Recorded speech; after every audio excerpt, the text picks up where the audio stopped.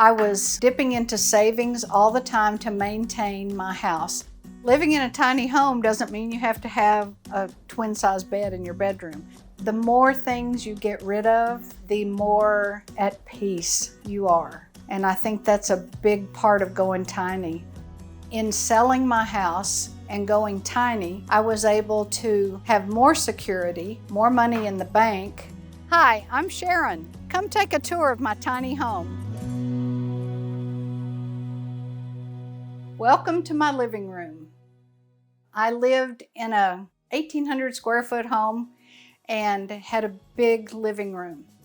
But I've discovered all I need is my recliner, and all my dogs need is their sofa with their beds.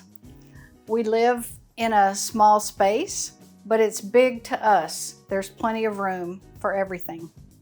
When I decided to go tiny, I went through and picked out what I wanted to take with me. Then everything else I got rid of.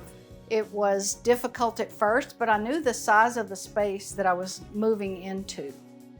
When I was looking at floor plans and model homes, this particular model home appealed to me because of the openness when you walk in the front door.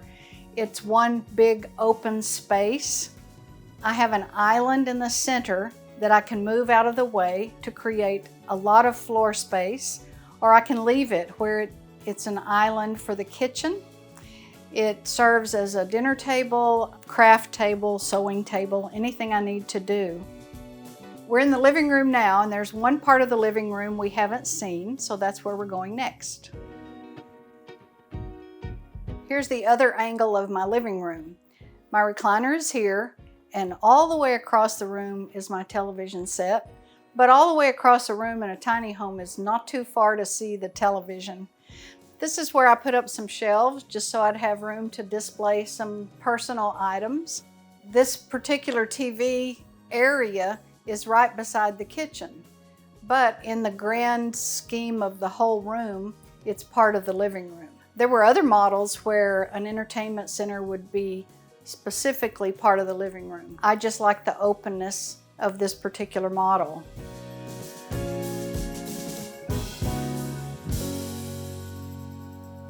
For many years, I've looked at tiny homes, watched all the TV shows, just been so interested in all the concepts. And I kept looking for tiny home communities that might possibly be a fit. One time I was searching the internet and a tiny home community came up that's right here, Barton Cottages. It's within 30 minutes of my church, my friends, all my activities.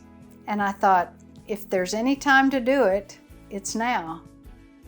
When I found the lot to put my home, that's the first thing you have to have is somewhere to put your home before you buy it. And then I went to look for tiny homes and found a local manufacturer. They had model homes of all different floor plans. This particular floor plan started around $97,000. I ended up paying about $103,000. Right now, I pay $650 a month for rent. But my rent includes the water and electricity. In the summer, it's up to $50 electricity. Anything over that in the summer, we are billed for. But I've paid like maybe $10 for electricity in the summer, which is awesome. Welcome to my kitchen. The layout of this kitchen is very user-friendly. I have a full-size stove, oven, microwave, and it's a triangle, so I have the kitchen sink and the refrigerator behind me. I have plenty of storage space after I downsized. I have a drawer underneath the oven. I have plenty of cabinets, but then I also use space above the cabinets and above the refrigerator. I'm retired, and it's the perfect home for me because there's very little maintenance, very little upkeep. The reason that I went to a tiny home is that I was dipping into savings all the time to maintain my house. My house was paid for, but I still had upkeep. In selling my house and going tiny, I was able to have more security, more money in the bank. Since my home was new, I don't have maintenance issues. Everything is in good shape and easily maintained. Overall, I love my kitchen. There's plenty of room for me to do what I need to do, and it's very open, and I love it.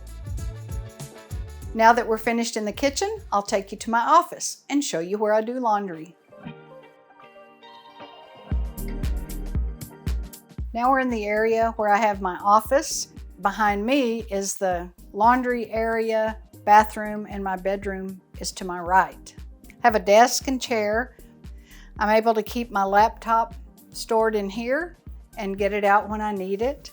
When I picked out the floor plan for my tiny home, I measured all the rooms, all the spaces, and so I knew that a love seat would fit in between the two windows, and I had room for my desk here. That is one recommendation I would have when you're picking out your tiny home. I even listed how many drawers I had in the kitchen, how many drawers I had in the bedroom, so that when I was downsizing, I would know that I had so many spaces to fill.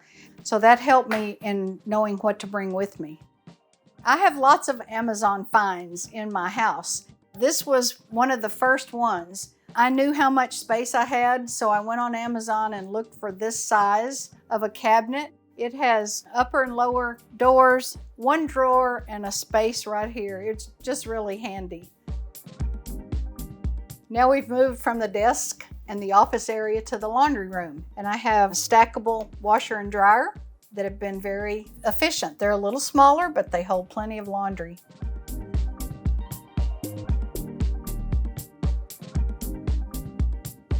I really have enjoyed my bathroom because there's room for linen storage. I have upper and lower cabinets. I have drawers, a cabinet under the sink. And one thing I really like is my huge shower. There's no bathtub, which is fine, but there's plenty of room in the shower. It's very spacious. From your angle, there's a pocket door entering the bathroom. And where I'm standing, there's another pocket door going into the bedroom. So we'll go into the bedroom next. This is where I share the bed with my 4 dogs. Living in a tiny home doesn't mean you have to have a twin-size bed in your bedroom. This is a queen, but there's plenty of room on either side. If you wanted a king-size bed, there's room at the end for a longer bed. So it doesn't have to be small. I had shutters installed. They did not come with the house, but I liked the shutters rather than taking up space with curtains. There's plenty of storage in the bedroom. I have baskets on wheels underneath the bed that I got from Amazon. I have storage here. This area is probably meant for a television, but I didn't want one in here, so I found these baskets. Above the closet, I have lots of baskets that I have stored seasonal items in and things I don't use very often. The house came with 2 closets and a built-in chest of drawers.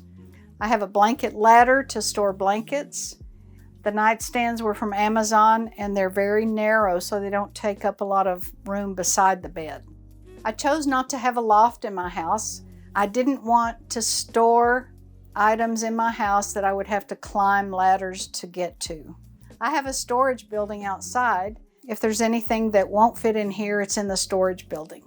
I have everything I need on this level. Just make life simple for yourself.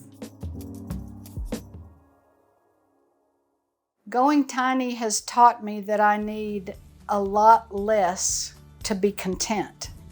One of the things that the tiny home living has brought me is more freedom. I have the freedom to travel. I have more money to spend on experiences rather than things. And that's one thing that has blessed me so far. Boom. Thanks for stopping by and touring my tiny home. I wish you well in your own journey of going tiny.